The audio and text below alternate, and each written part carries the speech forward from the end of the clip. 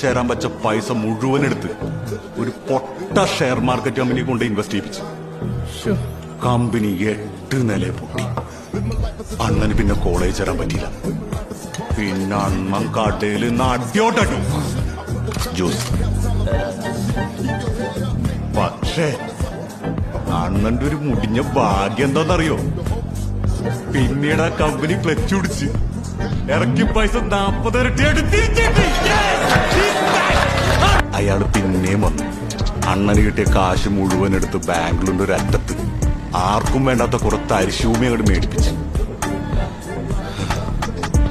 അങ്ങനെ അണ്ണം പിന്നെയും ജ്യൂസയുടെ ഇന്ന് അടിയോടടി അല്ലേ? എങ്ങനെ മനസ്സിലായി? അല്ല, ഏതോ സ്ഥലമൊക്കെ മേടിച്ചുള്ള പൈസയൊക്കെ പോയെന്ന് പറഞ്ഞില്ലേ? അപ്പൊ ഇതൊക്കെ എങ്ങനെയാ? അന്ന് വാങ്ങിയ തരിശൂമിയില്ലേ, അവിടെയാണ് ഇപ്പൊ ബാംഗ്ലൂർ ഇന്റർനാഷണൽ എയർപോർട്ട് ഇരിക്കുന്നത്.